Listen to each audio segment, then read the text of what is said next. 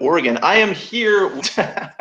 Kayla says, "Hooray!" Hey, what's up, guys? We're gonna go through, introduce each other, and tell a couple stories, and then invite you guys in to chat with Mark and just have a good time. So, Mark, for the audience who doesn't know you, tell us a little bit about yourself and what you do. So my name is Mark Meyer, and I've been a reseller for 10 years, and I'm a big advocate for recycling and upcycling, and I have a passion for the secondhand world.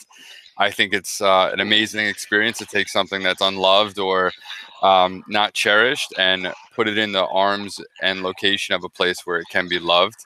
And we do that every day with eBay and Amazon, and I have been doing this for about 10 years. You may have seen me on my TV show called Baggage Battles for Travel Channel. And we did that for 5 years and 60 episodes. And you guys can get a ton on YouTube. And now we're here tonight talking with Corey about cool stories and finds and getting to know one another.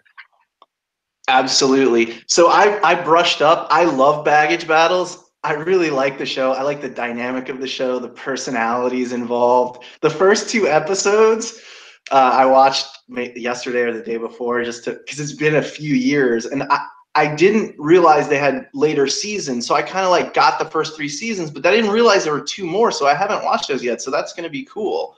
But those first two episodes, you're just in there, man. You're like, I am getting this stuff. I am getting it.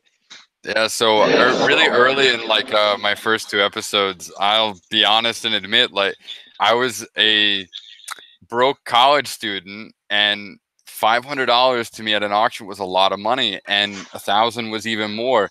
So when the auctioneer stopped the roll call and said, "Hey, does anybody want to bid against the young gun?" I got furious, man. I was absolutely outraged, and the producers were like, "This is amazing. This is the best thing we've ever seen." And meanwhile, I'm like heated, yelling at a 70-year-old man about the fact that he like rigged me out of $300 because he ran his mouth.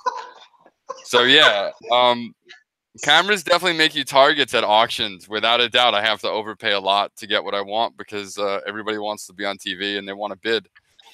So yeah.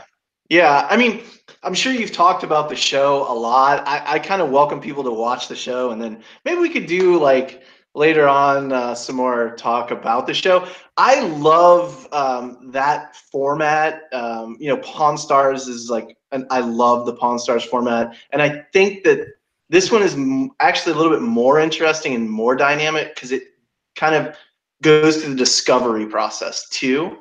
And there's just a little bit more in-depth information. I know it's not a lot, but it's definitely a more valuable show to people in this business, I think. Well, I appreciate that. I take that as a big compliment. We definitely tried to give a good taste of what was available and keep the show interesting and fun and dynamic. You talked about the seasons. If you guys want to watch Baggage Battles, I didn't come here tonight to talk about it, but if you want to go watch it, you can just Google it and find it on YouTube for free. You can even get the last season, which wasn't released in the United States. The Europeans bought and outbid for the rights, and they never released it in the States. So there's an entire fifth season that's never been seen by Americans, and you can find that stuff all for free online. Corey, I'm just as excited to talk to you about your finds with all the fabrics and the coats, and oh my god, dude, I was listening to some of that, and it sounds so interesting that, you know, I don't care what your passion is. When you hear someone else talk about what they like, it's exciting. So we're here to talk about a variety of things, and if you guys want questions at the end, I'm more than happy to answer them. Corey, take it away, man. Yeah, man. I wanted to just ask you a question. Like, what makes you different? There's tons of resellers out there. There's tons of people out there. There's billions of people. Like, what makes you different? What makes you Mark Meyer? What? Yeah. I definitely think that I have a real love for auctions and fighting during an auction crowd, and I have a great ability, and I've been very confident, and I've failed my way to success, as many people say. I bought a lot of things that didn't make money before I figured out what really made money, and I figured out that if I take an item in an area where it's not paid attention to and I shine a little spotlight on it, we can do that and make money at it. And I've always been excited at the idea of selling it to the guy who actually is going to use it. And I would say that at an auction, generally I'm one of the biggest buyers there. And I'd say out of everyone, I have a tremendous amount of experience in buying and selling. And I've always been hungry to learn more. And I think that everyone, if you are a reseller or just like secondhand items and history, it's very important to keep expanding your mind and like learning more and more and more. I think that you want to know a little about a lot. And when I run into the reselling game and just my life in general, like I have a real appreciation for things. So I'll try not Would to you run call on. yourself? Yeah, no, you're fine. Would you call yourself a reseller, or would you call it? See, because I don't. I know reseller is this common term, but I like merchant or something curator. Like I don't feel like there's a little bit of arbitrage that I do, but in general, or retail arbitrage or whatever you want to call it, I walk into an estate sale because that's my specialty, and I just scan and grab, scan and grab, scan and grab, and I never look back. Once I've made the decision to buy, it's been made. I'm not taking that decision back. Sorry, the item's purchased once I put it in my bag. For example, like I went into an estate sale that was it was a person who was a Pendleton crafter and collector, and they didn't pass away. Their husband got another job in another town, and they just didn't want to do it anymore. They want to deal with it. So I got to pick up. I actually spent $1,700 and bought everything. I hired somebody to come with me and just bought everything. Now I knew I was going to make some mistakes, but those mistakes, like you're saying, failure way to success.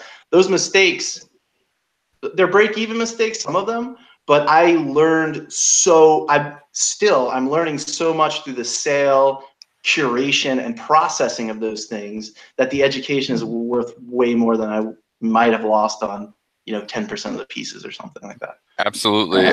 Some of your best buys, I think, when you walk into a place and you are trying to resell and you're hungry, like you tend to buy a lot. And that's when you can really talk about those scores. I paid, $50 and I got 600. It's also because you spread it around and you had a lot of scratch offs that week. And yeah, dude, I'm happy for you. So all in all, I want to know, you walked in, you saw all the designer stuff and you bought it, and give me a summary. You paid 17, you'll think you'll get. I mean, I've already sold $1,000 worth of it and I have 80% left. Nice. So, nice. Yeah. We'll do really well. There was 7 yards of UGG Pendleton fabric in there. That's, if you wanted to buy it, which you couldn't because they only sold it to UGG, it would probably cost you $200 to $250 a yard. And I think I paid like $200 for the whole piece of it. And that hasn't sold yet, but I did. Yeah. I mean, for me, it's about really curating those amazing pieces and having them part of my experience, like reselling this stuff and like I said, curating it. And it's part of the value that I feel like I bring to both the community and to my customers. And I think value is everything. And a lot of people get caught up and they really think that money is the only thing that's valuable, in the end. And like, fast service is valuable. Maybe it doesn't cost you anything. Maybe you can add that as a value. My tagline is "We value unique," right? That's how I kind of view things. And what is unique? Is unique shipping amazing items that you can't find anywhere else the same day? For me, that's really valuable. No, do you ship same day? Absolutely. Or one day? Yeah. Same day. I do same day shipping on 95% of my product. Wow. Yeah. That's awesome. Yeah, congrats. I have 2-day handling set up, and I love 2-day handling. I love it. I ship 3 days a week, and I get to have I get to go and buy on those other days, and yeah. Anyway, I'm happy that you did the same day shipping, and let me ask you. So, with your customers, do you have a lot of repeat buyers? Absolutely. Yeah, I have international buyers. Most of my repeat buyers are probably international buyers. I've kind of gotten this following from dealing in Pendleton specifically so hard Hmm. because we are in the heart, right? We're in the heart of Nike, the heart of Pendleton, the heart of Columbia. You know, Filson's pretty close, even though I don't find a lot of that stuff. Um, Now all Sorel comes through here. You know, like some of those, when you have brands like that that are in your neighborhood, like headquarters in your neighborhood, it really is a game changer. And hey, Mal says hi. Mal is a digital marketing guru person. So I don't know if you, yeah. So how would you say that you bring value to your customers that other people don't? So I think exceptional photos Uh-oh. and a good. I think that there are no boundaries for where I would export to, and I think short of like 5 countries in which like there are some red flags, I would ship anywhere in the world.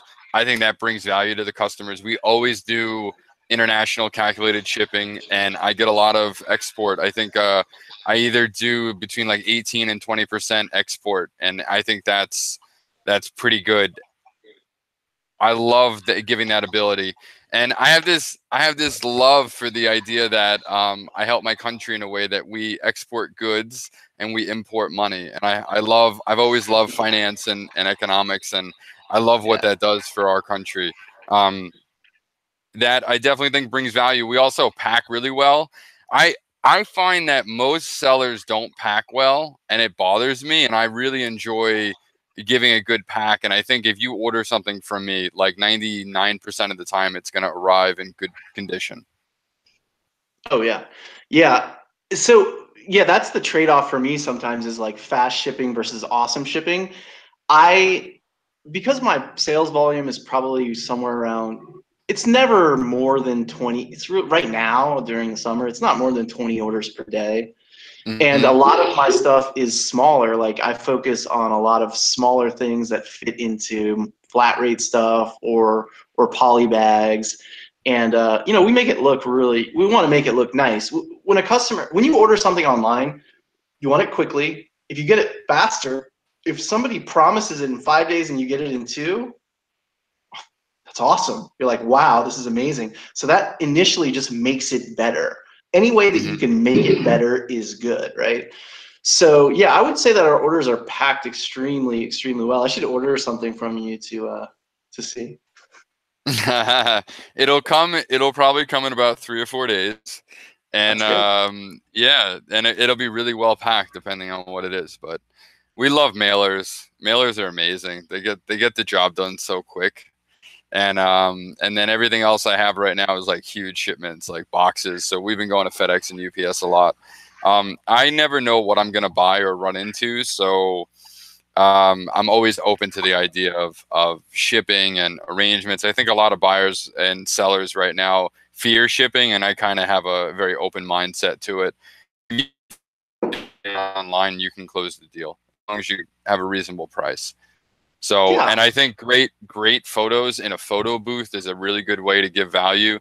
Good description, sizes, make it easy for the customer to buy your product. That's customer service like one on one. Dude, that is so true. And I should actually change my story to a customer service story from yesterday, but I'm not because this story is more interesting. And I think that I think that together we can bring a little bit of value by talking about things outside of reselling and kind of like I like that. I like that mindset too. But so yeah, I wanted to ask you like if you're not when you're not doing auctions and that's that sort of thing. I saw that you went to Electric Forest, and like I love electronic music. And is that something you like to go to festivals and stuff? I absolutely like going to festivals, and absolutely Electric Forest. I'm going to a festival in 4 days called Big Dub Festival. It's like really really small. It's off in the woods. Um, I live and work so hard that I need the alone time. And Corey, for me, a vacation is going into the woods with no cell phone for 5 days and just camping and turning off the real world. And like the only interactions I have are direct and in front of me. And not that we don't love you guys digitally, but my brain and my body need spiritual rest, and that's the place that I go to get it. Yeah. I don't have a lot of time for those excursions, but when I do, I go to places where phones don't work, and it's like you're not gonna hear from me for 5 days.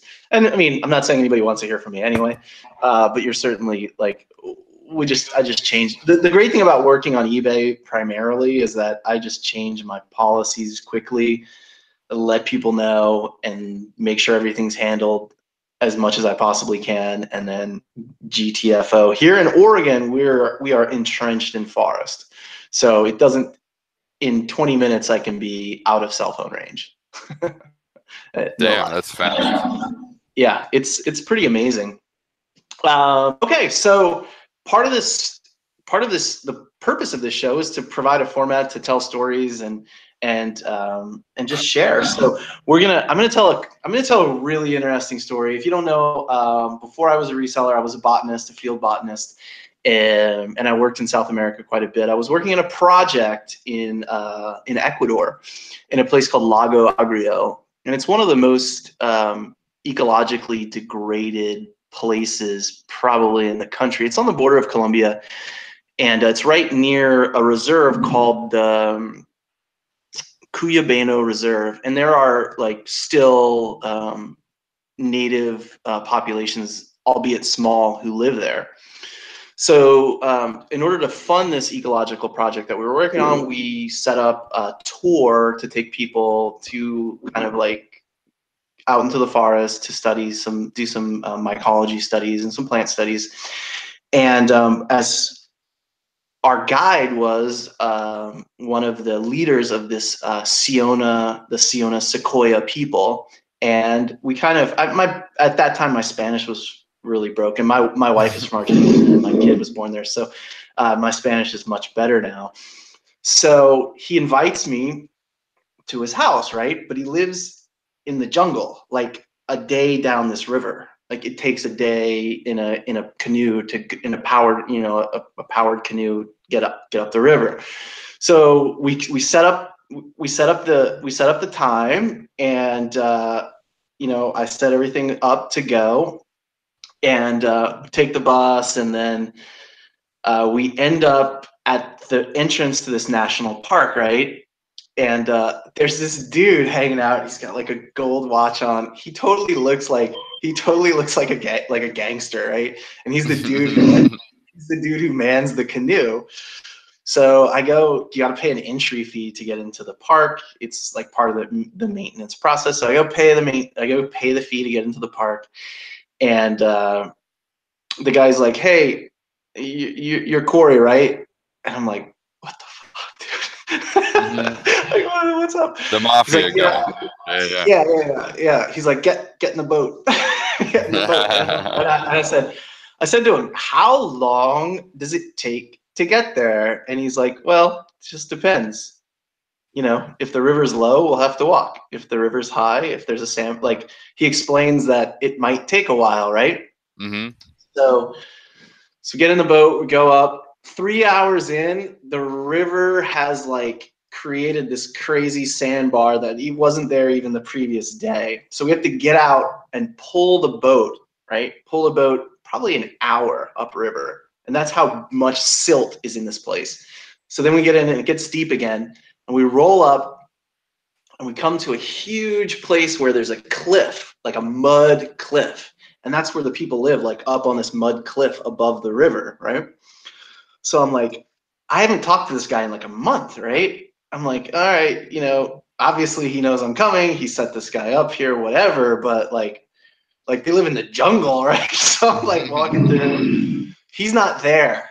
He isn't there yet. He had gone to do something or whatever. They went hunting or something like that. And dude rolls up about an hour and a half later, and he's got an arapaima, right? Like a big fucking fish. Giant arapaima rolls up, invites me into his house, and this is crazy, right? His family is sitting there watching Titanic. I might have to screen share and show you where this place is. Mm-hmm. Right? In a remote village. I mean, the remote, like on the border of Ecuador and Colombia, a day's journey up the river. They have a generator, and they're sitting there watching Titanic.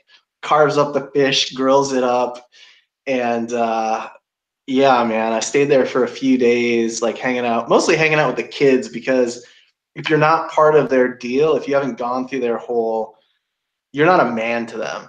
You're Mm-hmm. not, you know what, like I was a child to them. So I totally just hung out with the kids for a couple Yeah. of days. So you were a Yeah, mighty child for a couple days. totally. And it was a crazy, you know, part of their religion is Yahe, or the ayahuasca deal. And Mm-hmm. that's like a whole nother, it's like a whole nother explanation. But yeah, so that's my little story. No matter where you go, the influence of Leonardo DiCaprio cannot Yeah. be I think ignored. it's amazing that yeah, I have a very similar story. We didn't know what story we were going to tell, guys, but this is the path we've gone down, and I have a fun story to tell. I I think it's amazing that you found a family in a jungle watching the Titanic. You know, that's um. I have a story. I was in South Africa, and I was in Cape Town, and we went out on the outskirts one night of a club, and we went out there with a producer, and I was supposed to go on set the next day, and I was definitely not permitted to leave. And we totally kind of hopped in a cab, me and a producer, and we went and partied at a local club. And this was a restaurant that converted into a club, and everyone kind of had dinner. And then as soon as the party kind of came to like 9, 10 o'clock, the tables kind of went away and the party came alive. So we're chilling there, and I'm like a little uneasy. I'm getting in the swing of it. I'm jet lagged, and all of a sudden, Beyonce, "Drunken Love" comes on. And let me tell you something. I heard a lot of accents, but I didn't hear any accents when that song came on. And all the girls in the club were like, "I'm going to go sing this song." Girls jumped on tables. It was like the whole club was getting burned down because Beyonce, "Drunken Love" came on. And I was amazed and blown away by the fact that I was like really deep away from my American roots. And here they were worshiping Beyonce and, you know, Be Queen. She tore the house down, didn't know it, but in South Africa a couple of years ago, you brought it down, girl.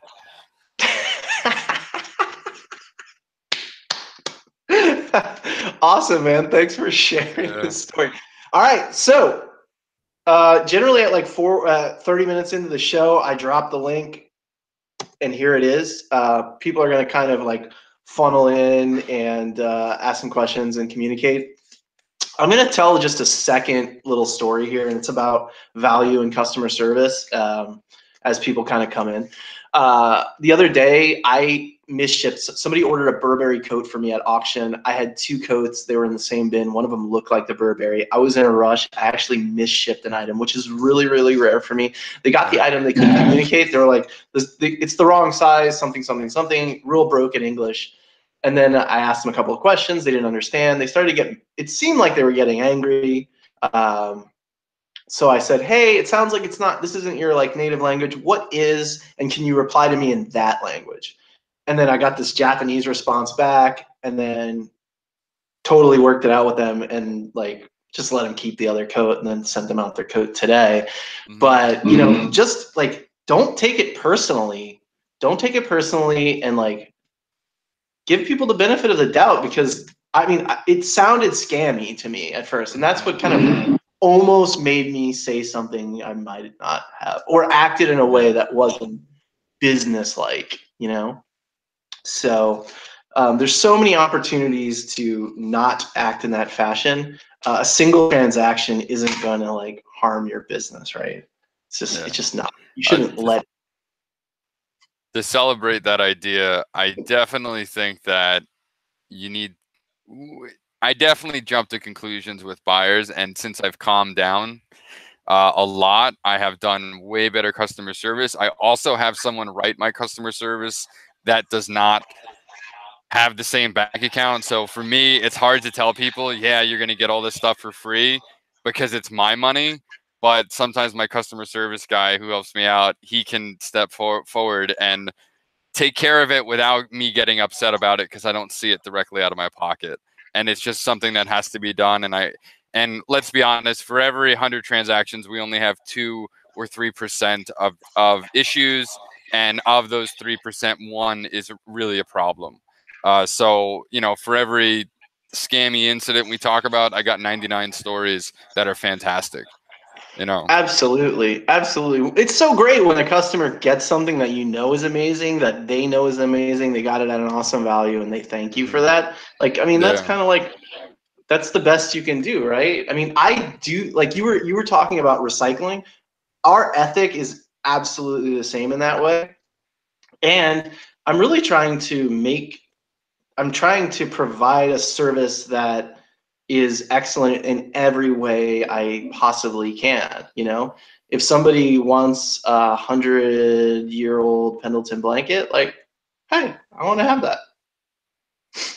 Mm-hmm. You know, I want to send it to them quickly. If they have a problem, I want to be able to solve it. I've had people return this stuff to me just because they don't understand. Like, they see it, it looks cool, they're willing to pay for it, but they don't understand that some of this stuff is extremely old. I mean, this blanket survived 100 years. I mean, Mm-hmm. it didn't come from Macy's. Mm-hmm. So you would say that maybe the texture or the age is what they weren't prepared for? I don't even know. Sometimes people just they have remorse and they don't Yeah, want to keep the buyer's remorse for item. sure.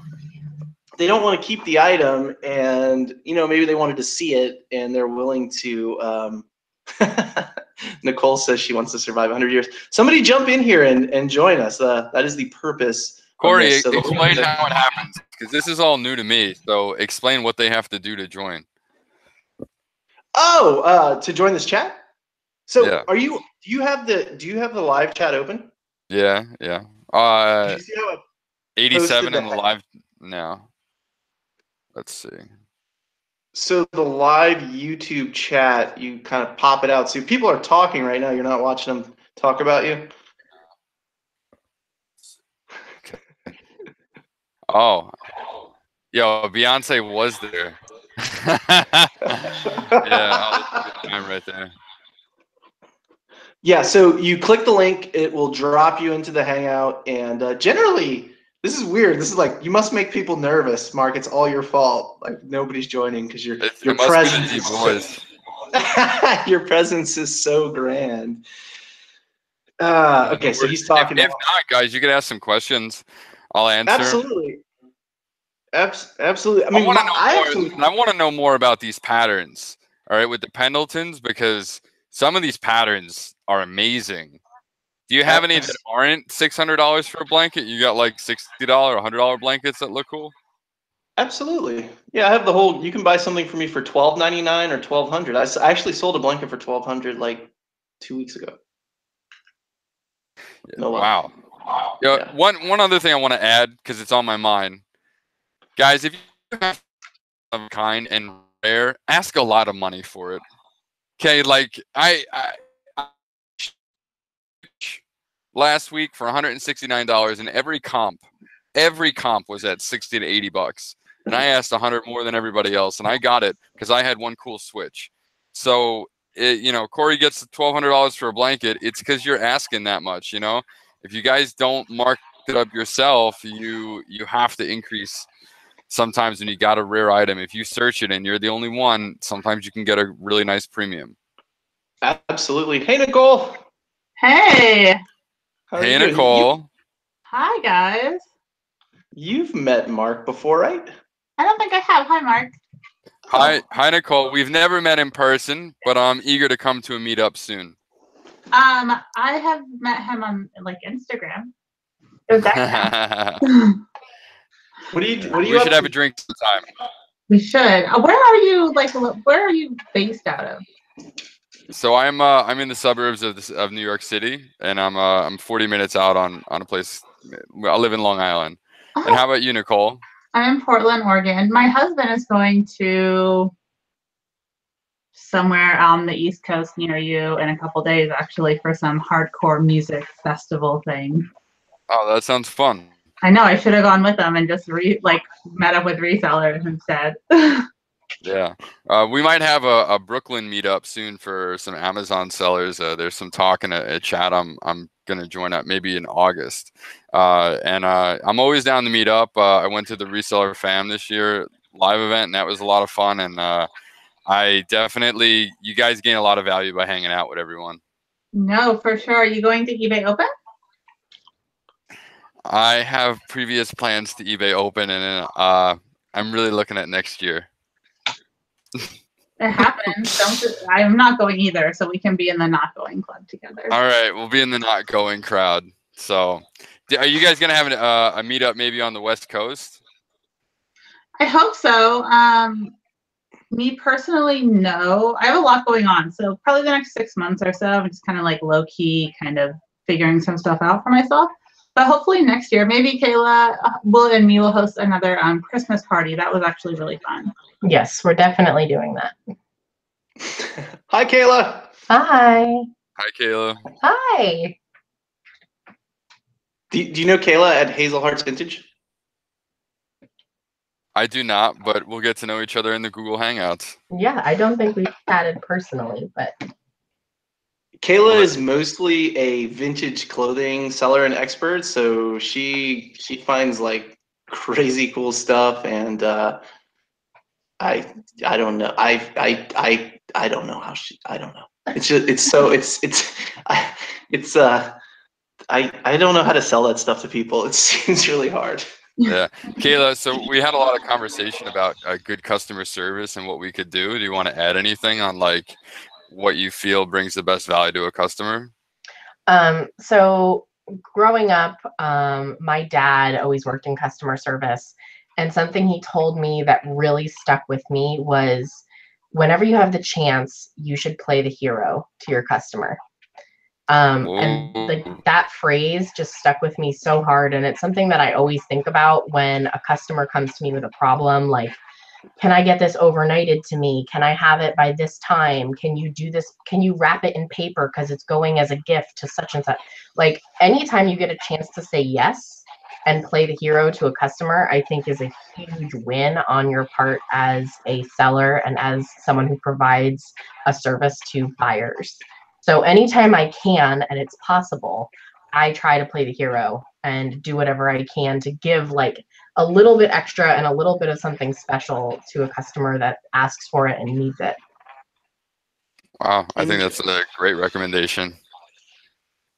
I think so too. Tell them your outlook on returns, though. Maybe you guys share the same view. I don't take returns. Oh, all right. So contrary to my playing the hero, but the thing about it is I really do provide as much information. I take great photos. I do detailed measurements of all of my items. I do everything that I possibly can. And you know what? There have been instances where people have messaged me, especially on higher dollar items, and said, you know, I really love this item, but it didn't work for me. I thought it was going to, blah, blah, blah. And I've made exceptions. Generally speaking, the return requests that I get that I gladly decline are like a $10 pair of jeans or something that I couldn't wait to get out of my life. And now they want to return them. And I'm like, no, I don't. I did that today, actually. And I like very gladly hit that decline return button because I mean, I couldn't have given you more information on the item, and it was an auction that I couldn't wait to get out of my life because it was a bad buy. I don't want it back. Sorry, I don't want it back. Resell it. It was a bad buy for them too. It was a bad buy for them too. I know, it was. That's a shame. Not my problem anymore. Yeah. So, The hero. Nicole, I want to ask you, do you have anything to add on what brings the best value to your customers? I think that my like thought process is to not take things personal. And I feel like a lot of times people take customer service very personal, like the customer is mad at you personally, or you personally are doing these things, and it's like you're a business and the business is doing these things for the customer. Does that make sense? Yeah, absolutely. And like if a customer asks you to wrap it in paper and then you start like yelling on the, oh, well, that's my other big thing is don't stop posting things on the internet about your customers. That would be like my number one tip for our community in general. A lot of times people get really frustrated and they'll take that frustration over to like Instagram or Facebook and they'll just like slam their customers. And I can't tell you how many people who are just my customers, they're not actually resellers, follow me because I've built like a little bit of a brand. And I have people that come up to me consistently and say, I shop with you, but I'm scared to shop with other sellers because I see them bashing their customers. Ooh. All right. Yeah, I couldn't agree more. Keep a lid on it. Keep it professional. Absolutely. I mean, I get mad all the time, but I just try and like get mad privately. I would just try and really keep that lid closed. So next time you're thinking about making that post about your customer, even if you block your customer's name out, it doesn't matter. They could still see it and be like, I'm not going to shop on that platform again because I'm afraid. And not only are you ruining it for yourself, you're ruining it for the other sellers out there. You're also making assumptions about the transaction that you don't have full information about. You're not. Yeah, being superstitious and doing things like that and negativity.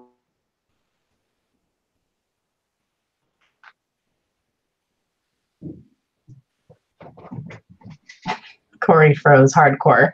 Whenever I'm on with Corey, he freezes. I have to get off because Corey and I don't get along when it comes to being on the internet together. Oh, wait. So Who made Corey host? Rarely solves many problems. Oh, Welcome back. My dog is mad. Hold on, I have to shut my door. Corey, we just missed like the last 30 seconds of what you said. I think he might be frozen again. I'm curious to know more about this Amazon meetup. Are you hosting it with like I know isn't Watch Me Amazon out there and some other people? Yeah, absolutely. I'm talking with right now about 5 guys from an Amazon group that we're in on Facebook, which actually I think it's Reese's group, and we've just been talking back and forth, and I haven't yet talked to Larry about it, but we're looking at Brooklyn meetup, and I think it would be a lot of fun and easy for everybody in the metro area to kind of get to it. Man, I don't sell on Amazon, but I want to go to New York, and that would be super fun to go to. Keep me posted when you guys host it. All right. Well, we'll have to set it up with enough time. That way people can come out. And yeah, absolutely. So it was funny. It's just a bunch of guys talking, and I think it's going to grow into something. Corey, welcome back. If the timing is going to, I mean, I've been selling 2007 or 2008. I've been selling on Amazon for a long time. I just don't like it. Oh, really? I love Amazon, man. You know, the checks come so easy if you get the right stuff, man. Oh, you're right. Yeah, but the pain is so hard when people just stab you with those. Oh, man. You're not taking my advice, and you're taking it personal. No, it's not personal. It's about whether I can make money or not. I don't. That's all. Maybe a little bit personal. Well, if there's anything I could share with you, here's something that I have well understood.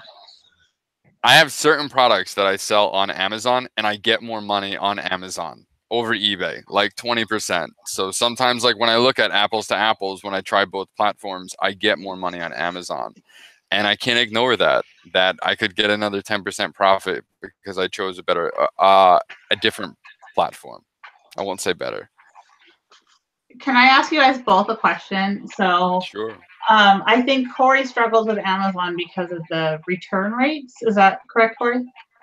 The return rates and the level of fraud it's just for me in the electronics categories, it's just unacceptable. And what do you say back to that, Mark? I haven't experienced that in the same regard. I do not have a high return rate, and I do not have a problem with customer service. I would say actually my Amazon return rate is higher than my eBay, but not much. And also Amazon has more. I for a while liked Amazon's return policies better, and I act more like a corporation and a big business on Amazon than I do with eBay.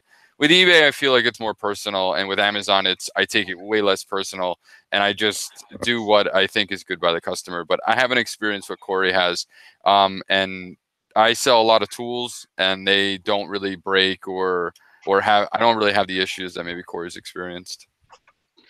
Do you do any private label stuff? I don't do any private labels so far. I've just done big buys of multiple quantity product and understood metrics and Amazon. And like, I only did Amazon. I started about 2.5 years ago, and like already this year, Amazon's like right up with my eBay with terms of volume. So in 2 years' time, it caught up what I've done in eBay with like seven or 8 years. What are your tips for people that are just like starting out on Amazon? Like, say I wanted to start on Amazon tomorrow and I had $5,000 to put into starting an Amazon business, because I do feel like you need capital to start on Amazon. So let's say I only had $5,000. I wanted to invest on Amazon. Would you suggest me trying to get like wholesale accounts with companies, or going and like thrifting with that money, or retail arbitrage? Like, what would you do if you were just starting? So if I was just starting, I wouldn't have a big bankroll. I would use thrifting and sourcing to try to buy products that you could either sell as used with good sales ranks, or books. Books are like amazing for you to learn the platform on Amazon, and it takes no money to do it. I don't know. I would definitely try the program out for a while before I threw down $5,000 on wholesale.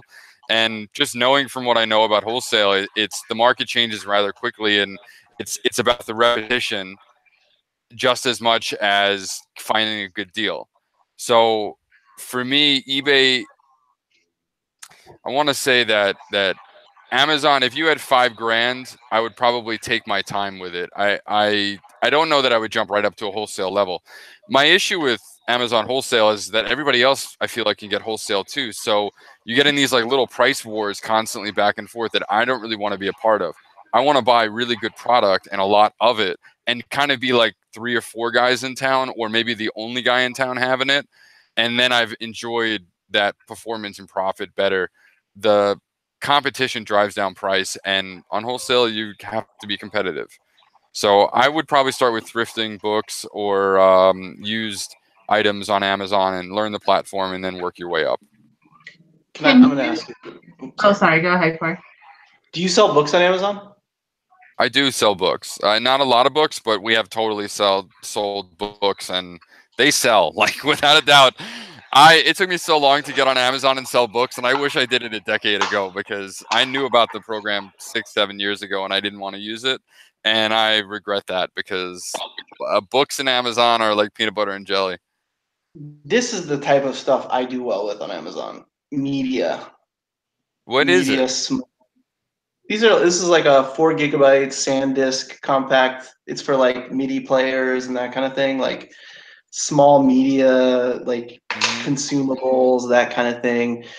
I've experimented in lots of product categories. Books definitely a very low return rate, but like processing power and shipping and the scanning time and all that other stuff, it's just not congruent with what I do, how I do it.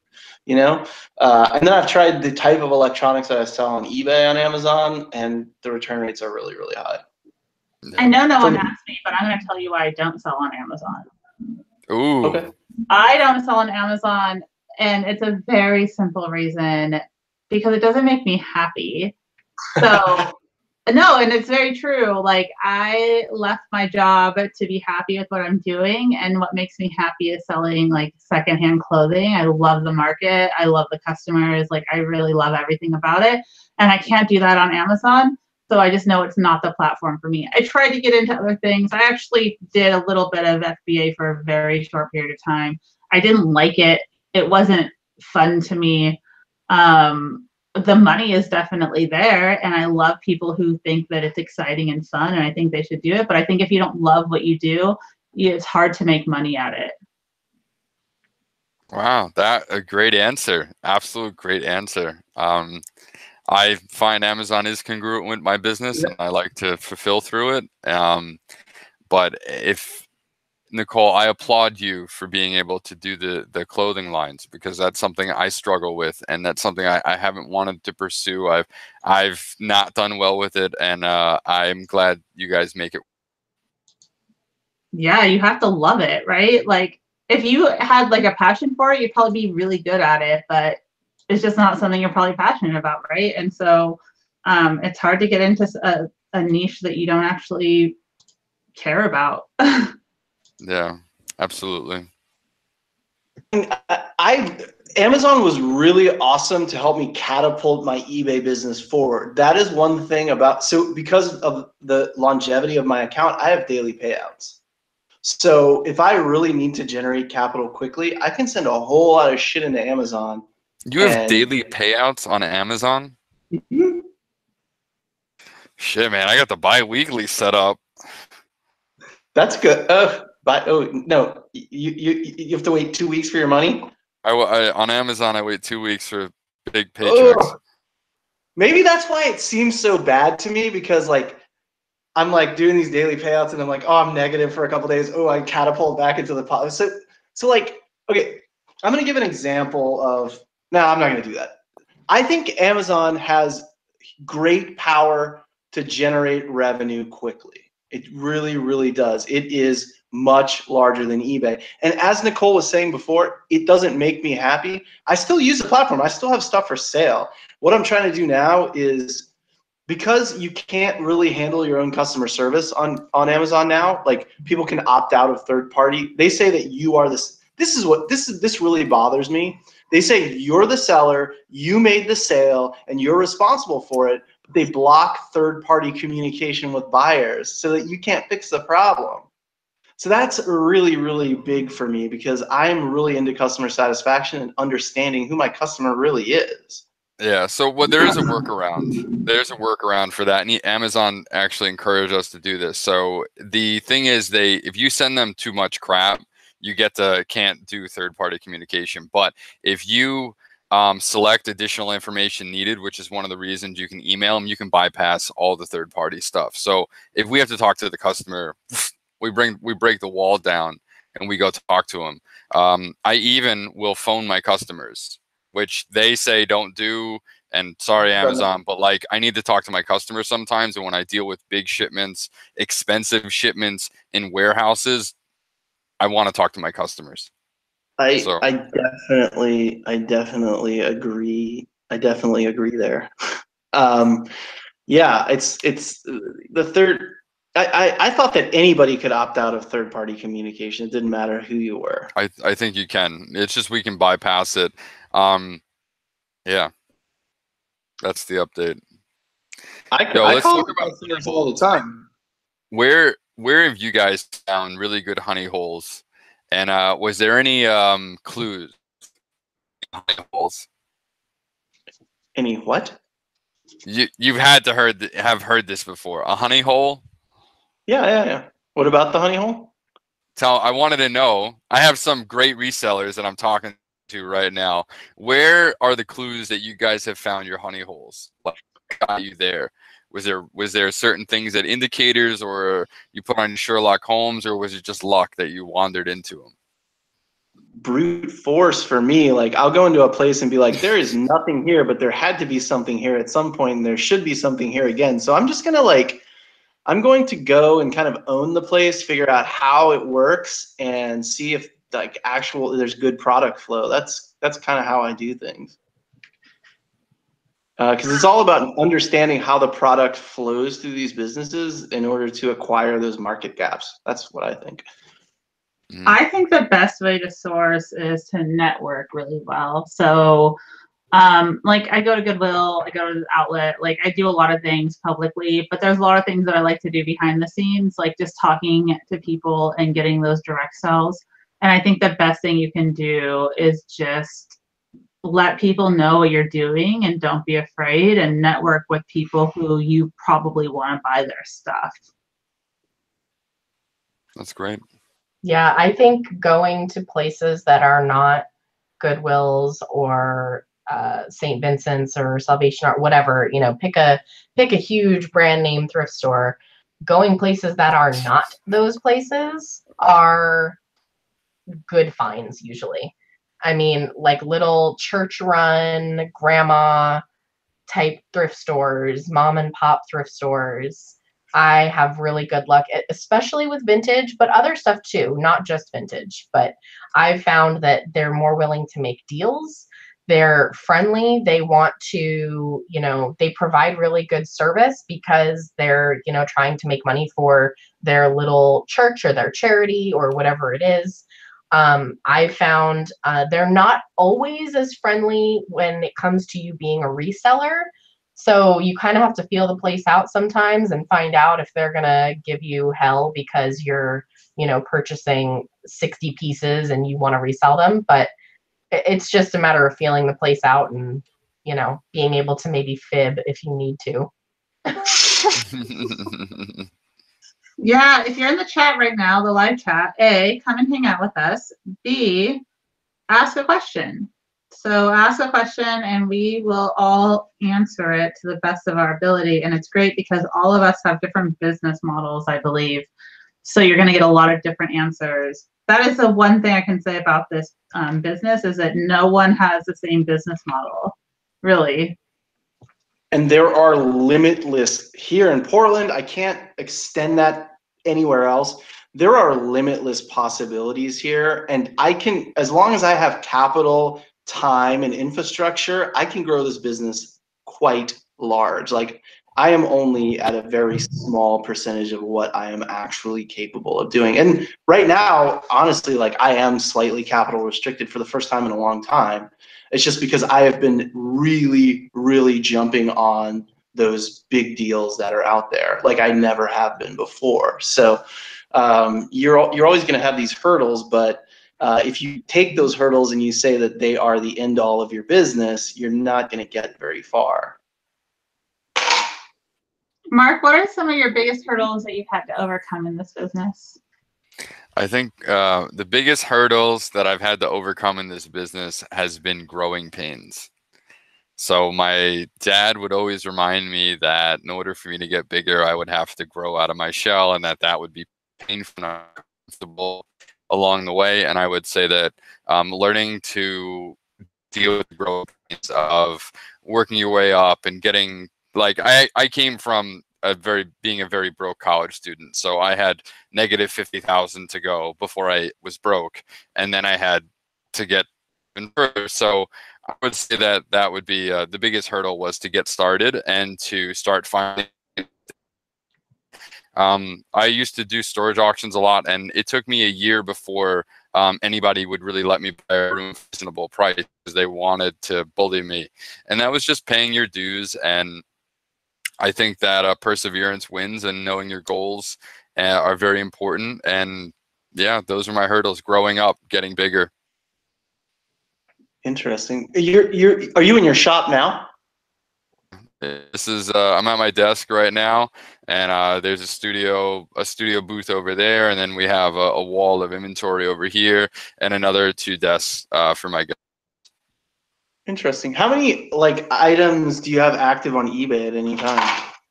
So I would say, I mean, I'll just do right now. Right now, summer is slowdown, and I absolutely think it's been kind of dead lately. But I think we have 600 or 700 SKUs on eBay and 540 on Amazon. And I don't often get the same stuff, so I'm buying all the time, and you know, my inventory is always changing. Yeah, I mean that is the life of an eBay seller. Well, I'd say the average eBay seller. That is the life of the average eBay seller. You're out there finding those market gaps to present to the One thing I wanted to add, market. Corey, my biggest tip for finding honey holes is when I see a sale that has too many items for the sale. You go to a sale and it's a church sale and they have it like over, just like too much there for a crowd, and you know it's going to be abundant. Like those are my best honey holes.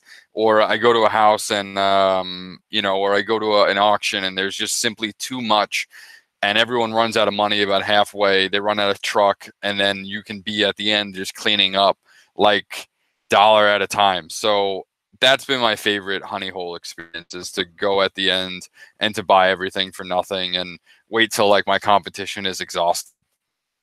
That is such a good tip. Really. Yeah, it is a great tip. I look at the same thing when I look for an estate sale. I'm looking for like so much stuff the estate sale company can't even deal with it. Like, yeah. and when I see those, I actually hire somebody often to come with me. There's 2 questions in the chat right now. So the first one is from Virginia. Virginia says, how do you deal with kids and trying to run your business? Mine make it very hard to get anything done. I've tried hiring someone to help me with the house while I work, but didn't really help. So I'm not sure, Mark, do you have kids? I currently don't. I'm looking to maybe work my way into them soon. You're looking to maybe work. That's the best response. I have kids, and I recently learned how to, that work wasn't everything, and kind of had to balance what made me happy and take a step back. So those growing pains that you were talking about kind of hit me pretty hard, and I had to just realize it. I think you just have to do the best that you can do, and no one is perfect, and being a parent is the hardest thing out there. Both of my kids are on summer break right now, and I'm constantly just like, it's way easier to be at work than it is to be home and try and parent. And that's the truth. Like, being a parent is extremely hard, and so just balancing your time and being 100% in whatever you're doing. So if I'm working, I'm 100% working. Notice, like, I'm in it, right? And I know for that hour that I dedicated to work, I have 100% care for my children, whatever's happening, but I'm not going to be looking at my phone. I'm not going to be doing other things. I'm going to be 100% dedicated. When I'm with my children, it's like I'm 100% dedicated to that in that moment. And so just going, even 10 minutes at a time, like whatever you have to do to build up to blocking out your time is the most critical part for me. Interesting. So I have a different insight, and it's like you have to, if you feel like you don't have extra, you don't have the time to do it, you have to figure out how to manage your time better to get that extra bit out of it. So let's say that you can eke out an hour a day doing your eBay business. Be ready for it. Go in with your head up and have things organized and ready to go. Power through it, and you will see the benefit of doing that. And what it'll do is it'll give you more flexibility with time and money, which is going to help you out with both of those things as it rolls forward. So you have to also be able to take a few you might have to take a risk. You might have to say, I have to hire this person who's going to take the stuff out of my house and list it. Like, that's how I started. Like, it didn't seem like an unmanageable risk. So you have to be creative in some ways, and you have to strive in some ways, and you're going to have to make some sacrifices, especially with time and organization and that kind of thing. Well, you mentioned like starting out there. Someone asked this question: if you started as a hobby reseller, was there a turning point that made you realize it was a legitimate business and no longer a side hustle? So I knew almost immediately that this would be a full-time job. I scouted auctions in college, and as soon as I graduated, I ran and got my business license, and I never ever looked back. I knew that you could make more in a day than most people make in a week doing reselling. And I knew it wasn't going to be like that all the time, and it was going to take a long time to get there, but I knew that it would really pan out. Nicole? I don't remember my turning point. My turning point happened very quickly because I was in a situation with my children where I had to basically leave my job very quickly to ensure their success. And so I pretty much dived into it. I did a hobby for a couple months, but I knew it had to be something full-time very quickly, just based on that. So I don't know if my answer is the answer that anyone can really use to gauge their success. Yeah. This has never been a hobby for me. It's always been a pursuit for making my life better. It's really never, I don't ever remember it actually being a hobby. It was a side hustle for a long time. What happened with me is I went to Argentina where there's no employment. I got a crappy job by chance. And then through networking, like Nicole said, I discovered that there were a network of estate sales in Buenos Aires. And then I found out how they worked. And I started going to estate sales at 4 o'clock in the morning in one of the biggest cities in the world. Yeah. I think that's Guy. Hey, Uncle Corey. Hi. Hi, Pierre. Hi, Uncle Guy. Guy is he's a physician in New Orleans, and he's a reseller in his spare time. Where are you right now? Hey, what's up, man? What's going on? Pierre wanted to come say hi. Hi, Pierre. How are you doing, buddy? Have you guys been watching the show? Yeah, we've been having pillow fights and playing on his new keyboard. So listen in the background. We are. Watching the show? What's that? You got to turn your volume off. Oh yeah, that's right. Did you have a question for Mark? Really quick and say I have to jump out. My family actually just got home, but I'll see you guys later. It was nice to see you in person, Mark. Bye, guys. You too. Thanks for chiming in. We should probably come to a head at this point. Did you have a question you wanted to ask him, Guy? Yeah, I had a few, but I think kind of off topic, but so the show's pretty cool. I was watching it. You told me to check it out. It's pretty interesting. But what do you think about, like, you said something like, I think it was at one of the beginning ones, you said something like it's more interesting to have 50 small items rather than like one big item, you know? But I'm thinking, like, if you're watching a reality TV show, it's probably not as interesting to find little small things. Like, they're looking for one really cool thing that sells the show, you know? Mm-hmm. You follow what I'm saying? Yeah, so, yeah, I'll talk on that. So I always, in the show, I had always mentioned that Billy, my co-host, was looking for a $5,000 item, and I knew that I could move $50, $100 items much faster. So the show, because it's only 22 minutes, you guys get to miss about 85% of what we buy because it's just not good enough to show you. So generally, when you watch the show, you're watching my best 10% and my worst 10%. And that's really the area they like to play in, because everything else, if I'm selling, I got Jimmy Choo shoes over there and Prada, like, they're $200 items and they pay the bills, they keep the lights on, but they're just not interesting enough to talk about. And they always wanted, because I work for Travel Channel, they always wanted to talk about local items. So we would almost always go there and talk about local items so we can see local appraisers.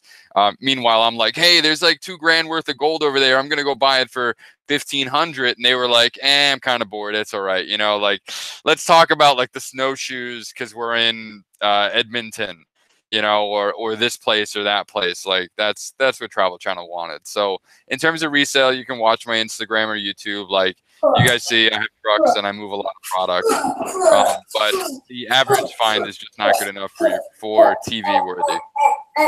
Nice. My average item is like $45. I just sell a lot of support. All right, kids. Mark, thank you so much for coming on and talking to everybody. Hey, thanks, Corey. All right, guys, I'll see you soon. And hit us up on Instagram at Mark Meyer here in a Mighty Mushroom. I just muted you, Mark. Can you unmute yourself? I just muted you. Hold on one second. I'm good. Sorry. Anyway, yeah, thanks everybody. And we are going to stop this broadcast.